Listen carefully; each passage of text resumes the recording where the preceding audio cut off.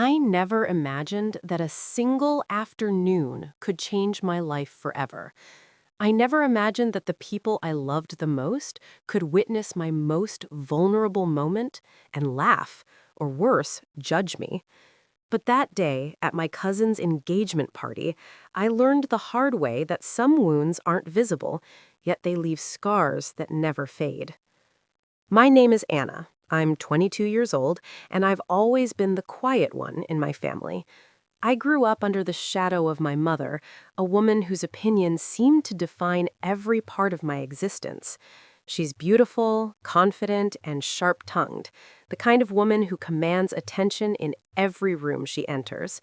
People admire her elegance, her ability to speak her mind without apology. But what no one sees is the fear she instills in her children, especially me. I had always been a careful daughter, the kind who followed rules, kept her head down, and tried to avoid her wrath. But that afternoon, none of it mattered. The party hall was buzzing with energy, family members laughing, champagne glasses clinking, and the soft notes of a piano playing in the background. I had spent hours getting ready, trying to look presentable and confident.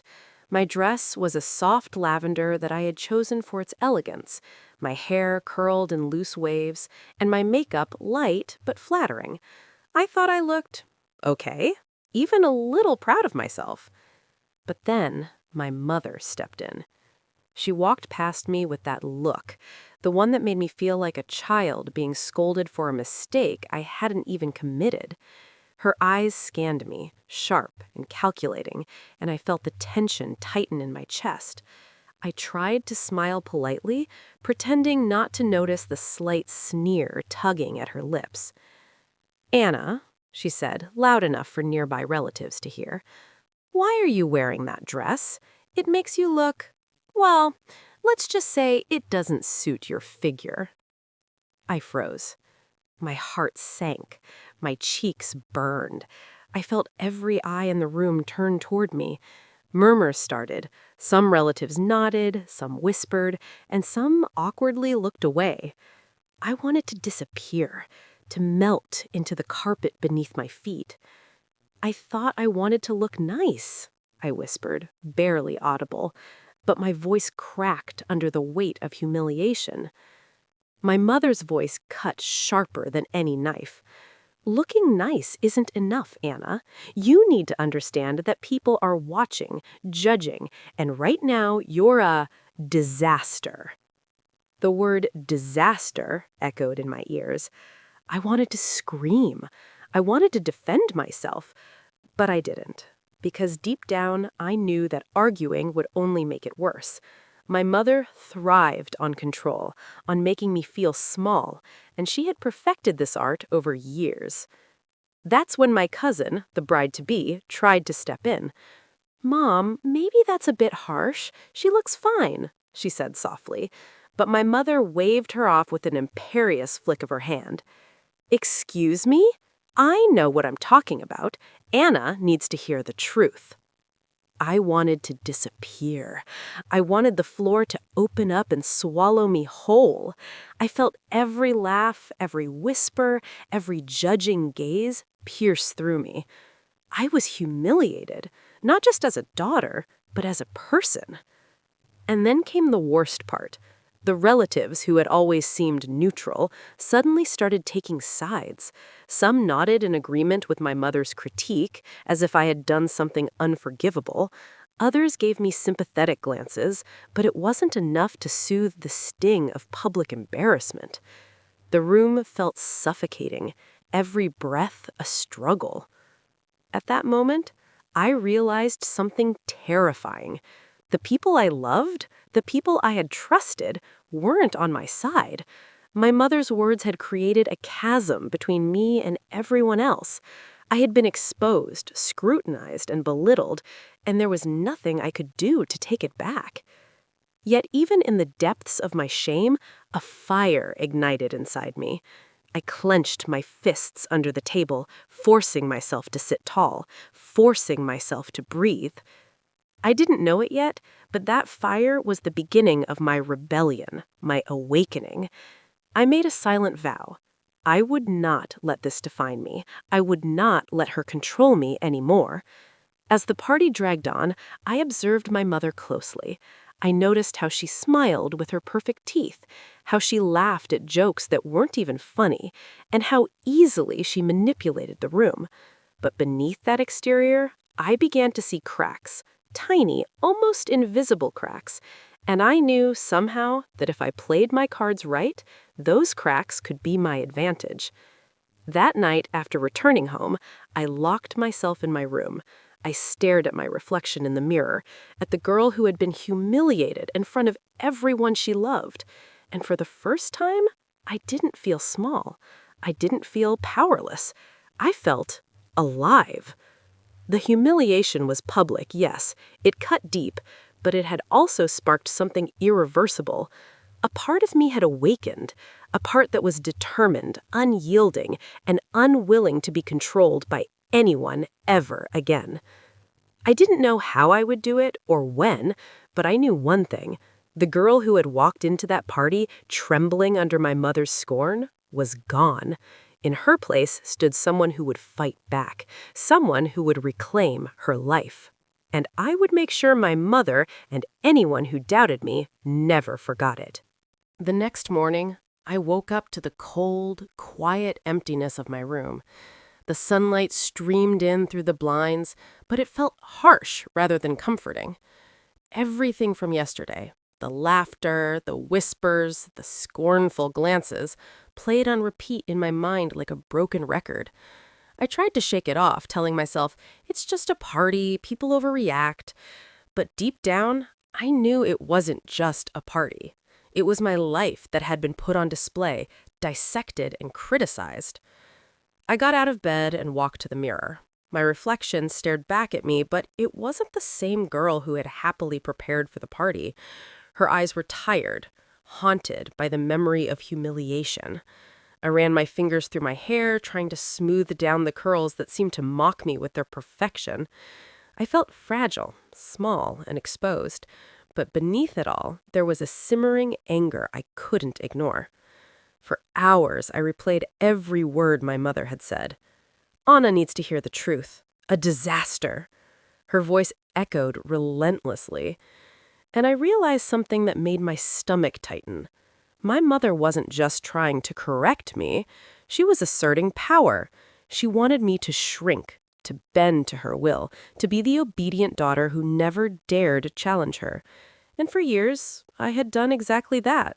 I had tiptoed around her moods, walked on eggshells, and buried my own desires beneath her expectations. But yesterday had shattered the illusion that she cared about my well-being. In front of everyone, she humiliated me to prove a point, and no one had stopped her. Not my father, not my aunts or uncles, not even my cousins. Everyone had watched, and in some way, everyone had sided with her. That realization cut deeper than any harsh word could. I sat on my bed, hugging my knees, and for the first time in my life, I allowed myself to feel anger without guilt.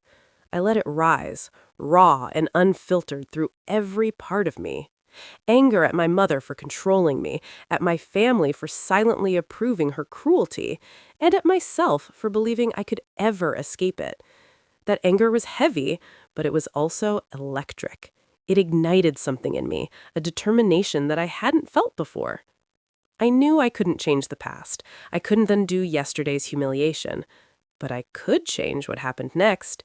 And for the first time, I considered the idea that my life didn't have to be dictated by my mother's opinions, that I could take control, that I could fight back. The next few days were a blur of introspection. I observed my family from a distance, noticing patterns I had ignored before. My mother thrived on public control, on manipulating others to validate her authority. She carefully curated her image to make herself appear perfect, while everyone else, including me, felt small in comparison. My father, passive and hesitant, rarely intervened. My siblings, if they existed in the room, usually followed her lead. It wasn't that they didn't love me, it's that my mother's influence was stronger than any loyalty they felt toward me. But I also noticed opportunities, moments when my mother's sharpness faltered, or when she assumed I was too timid to speak up. I started small, testing the waters. At dinner, when she criticized my choice of dessert, I refused to apologize. At a family gathering, when she tried to control my conversation, I subtly changed the topic and smiled politely, refusing to cower. These were tiny victories, almost imperceptible, but they felt monumental to me. For the first time, I realized that asserting myself, even slightly, was intoxicating. I also started to document everything: my mother's words, her actions, the reactions of family members. I kept a journal, pouring my emotions onto paper. Anger, sadness, humiliation, they all found a place there. But so did strategy. I began thinking, how can I turn this around? How can I reclaim my life without losing myself? It was both frightening and thrilling to consider. One evening, as I scrolled through social media, I noticed other stories of young women standing up to controlling parents. Their courage inspired me, showing me that rebellion didn't have to mean chaos. It could be calculated, deliberate, and empowering. I realized that revenge wasn't about hurting my mother physically or publicly shaming her. It was about taking back my independence, making choices for myself, and proving that her control had limits. Yet, even with all this planning, fear lingered. I worried about the backlash, about losing my family, about being cast as the ungrateful daughter. Part of me still craved their approval, their love, but the humiliation had stripped me of the illusion that I could be both obedient and respected. Something had to give, and it wouldn't be me. So I began to experiment. Small acts of rebellion became my practice ground. I dressed how I wanted, not how my mother deemed appropriate. I spoke when I felt my voice deserved to be heard. I refused to bend to her public critiques, no matter how sharp. Each step, no matter how small, strengthened me. The fear began to ebb, replaced by a quiet confidence. I felt like a different person, a version of Anna that existed beyond her mother's shadow, someone capable of standing her ground. And as these days passed, I realized the truth. My humiliation, as painful as it was, had awakened something inside me that had been dormant for too long. The girl who had once cowered in fear, the girl who had allowed her mother to dictate her self-worth, was gone. In her place stood someone determined, someone calculating, someone who would not just survive, but fight back. Little did I know, the subtle acts of defiance I was practicing would become the foundation of a plan, one that would shake my family to its core, challenge my mother's authority, and set me on a path from humiliation to empowerment. The first step of that journey had begun, not with anger alone, but with reflection, strategy, and a quiet, unshakable resolve. And I knew, deep down, that nothing would ever be the same again. The humiliation at my cousin's engagement hadn't just hurt me, it had awakened something I couldn't ignore. I realized that this wasn't just about one party or one insult. It was about years of control, judgment, and belittlement. And I was done playing the obedient, invisible daughter. I needed a plan, a way to reclaim my life and finally show my mother that I wouldn't be manipulated anymore. I spent nights in my room, thinking, analyzing, and plotting. I revisited every incident where she had tried to control me: my clothing choices, my career decisions, my social life, everything. I knew her patterns, her triggers, and most importantly, her weaknesses. She thrived on appearances, on being perceived as perfect and untouchable. That was my advantage. I started small. I created a list of ways I could assert my independence without immediately provoking a full-blown confrontation. Some ideas were subtle: choosing my outfits without consulting her, speaking my mind during family discussions, and setting boundaries she couldn't ignore. Others were bolder: stepping into social circles she couldn't control, sharing my achievements publicly, and quietly documenting her attempts to undermine me.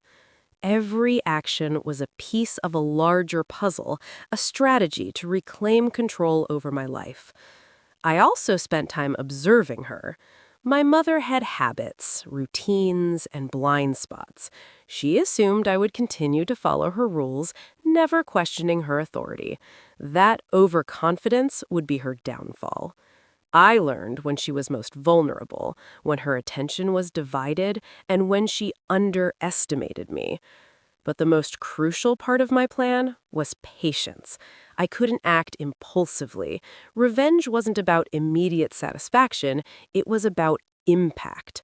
I wanted my mother to realize in the quiet aftermath that she had lost her grip on me, that every attempt to shame or control me had only made me stronger.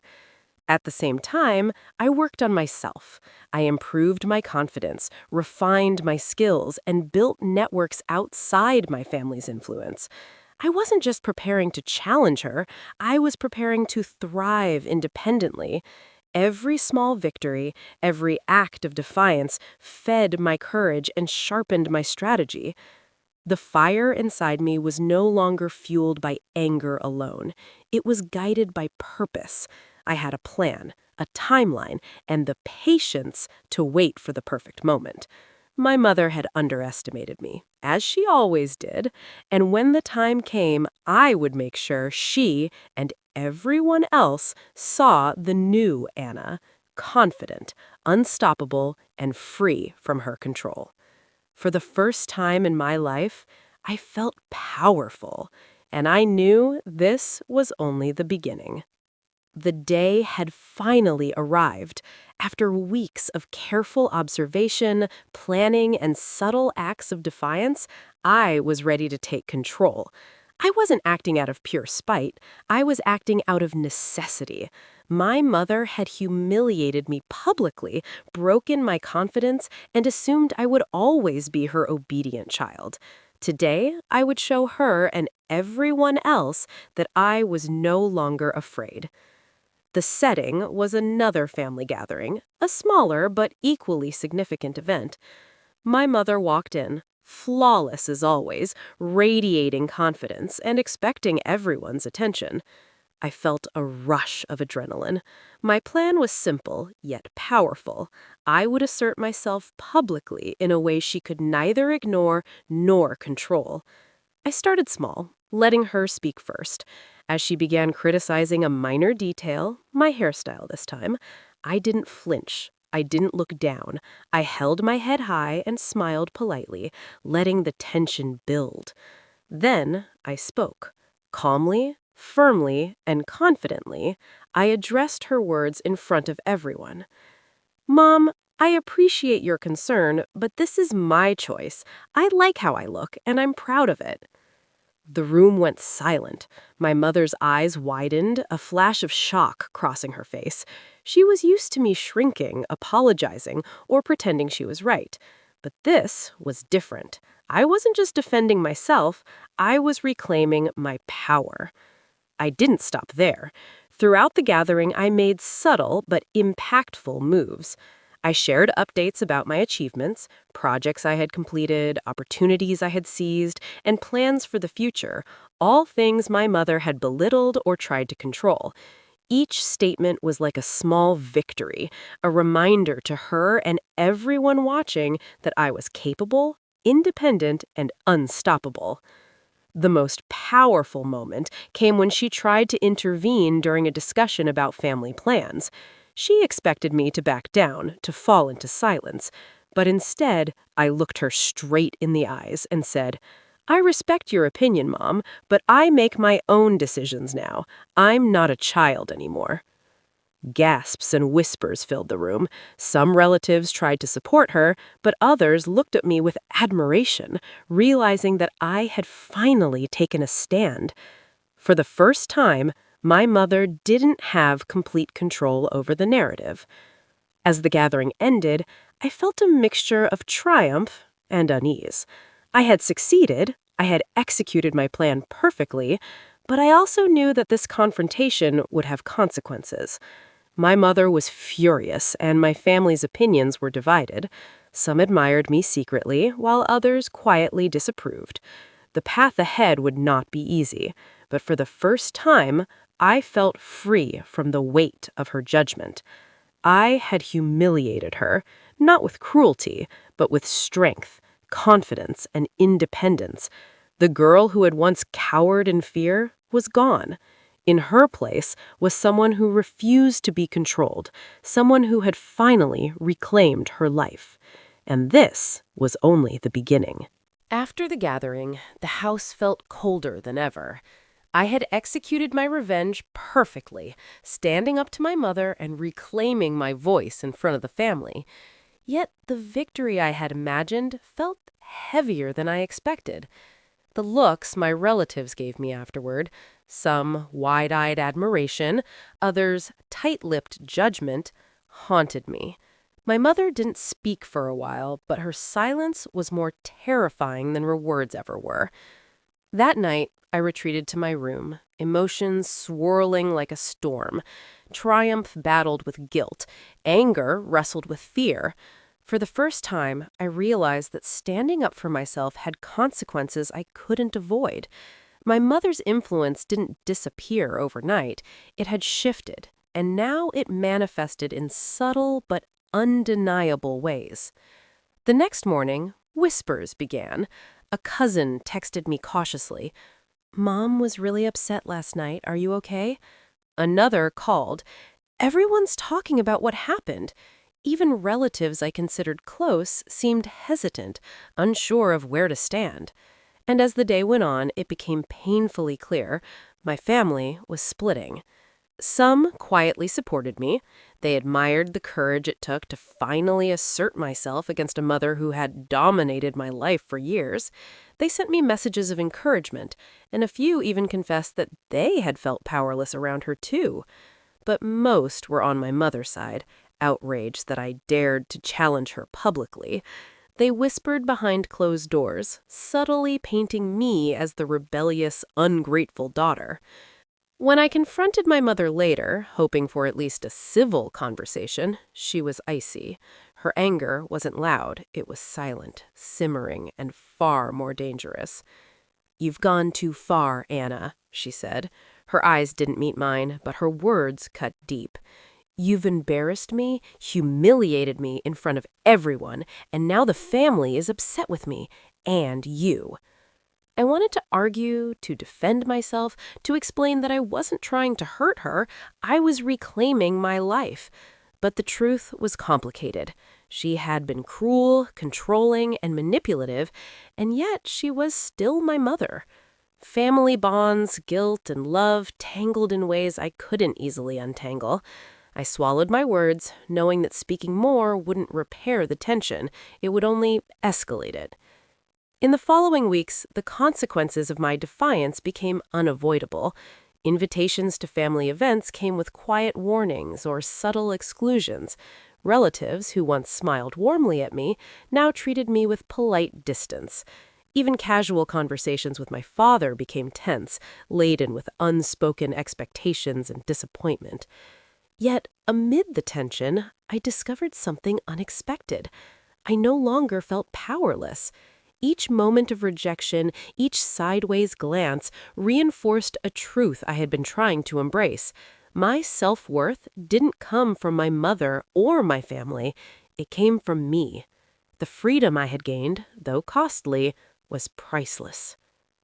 I began to live more intentionally, making choices that reflected my true self rather than trying to conform to my mother's impossible standards.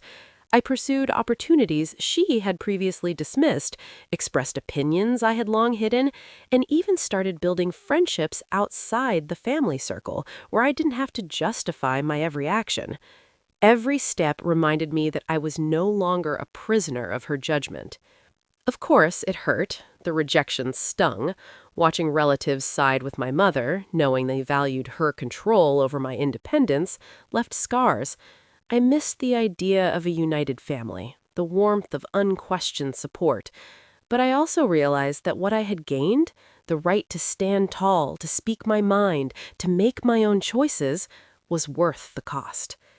And then there were moments of quiet reflection that were almost painful in their clarity. I thought about the little girl I once was, trembling under my mother's critiques, believing that love meant obedience. I mourned her, but I also honored her. She had led me to this point, and now I was ready to live fully, unapologetically, and without fear. By the end of the month, the division in the family was clear. Some avoided me, others cautiously checked in, and my mother remained a figure of cold control. And yet, amid all this chaos, I discovered something essential. Strength doesn't always come from winning people over. It comes from standing firm in your truth, even when it isolates you. I had taken a bold step, and the fallout was undeniable. My family's judgment and disapproval weighed heavily, but it couldn't undo the empowerment I had claimed. I was no longer the girl who hid from criticism, shrank under pressure, or allowed others to define her worth. I was Anna, independent, unyielding, and alive in a way I had never been before. Months had passed since I first took my stand against my mother. The initial shock, the whispers, the cold shoulders, they were still there, lingering like shadows. But something remarkable had happened. I had changed, not just in small ways, but at my very core. I was no longer the timid, self-doubting girl who allowed her mother's words to define her worth. I was Anna, confident, independent, and finally free to live life on my own terms. The freedom I had fought for wasn't easy. It came with consequences. Family gatherings were tense, some relatives avoided me, and my mother remained distant, her pride wounded. But I realized that true freedom doesn't require everyone's approval. It requires self-respect, courage, and the willingness to face isolation if necessary. I had gained something far more valuable than temporary comfort. I had reclaimed my life. I started focusing on my own goals and passions. I pursued projects I had once hesitated to attempt, spoke up in meetings and social circles without fear, and nurtured friendships where I was celebrated rather than controlled. Every choice I made reminded me that I no longer lived in my mother's shadow. I was creating my own path, and the sense of empowerment was intoxicating. Of course, there were moments of doubt. I missed the warmth of family, the comfort of shared laughter, and the feeling of belonging. Sometimes, late at night, I wondered if I had gone too far, if I had made enemies where I had hoped for allies. But I quickly reminded myself of the reason I had started this journey. My dignity, my voice, and my independence mattered more than anyone else's comfort with my rebellion. Looking back, I see the irony clearly. The mother who had humiliated me thought she was teaching a lesson. Instead, she had awakened a strength she could never control. Her attempts to shame me had built the foundation for my courage. My anger and pain had been transformed into strategy, and strategy had become empowerment. I also learned that family love isn't always unconditional. It can be complicated, flawed, and even manipulative. But that doesn't diminish the value of your own self-respect. Choosing yourself, even when it isolates you, is an act of bravery. I realized that standing firm in your truth is far more powerful than bending to others' expectations. Today, I live life unapologetically. I make decisions based on what feels right for me, not what others demand. I dress how I want, speak how I want, and pursue opportunities without hesitation. And though my mother and some family members may never fully forgive me, I no longer fear their judgment. I am free, and that freedom is mine alone. If there's one thing I want anyone listening to take from my story, it's this. Your voice matters, your choices matter, and you have the right to claim your life. Humiliation, judgment, and control can hurt deeply, but they can also ignite a fire you never knew existed. Stand tall, protect your dignity, and never let anyone define your worth. Because at the end of the day, losing approval doesn't mean losing yourself. And I, Anna, finally found myself, and nothing can take that away.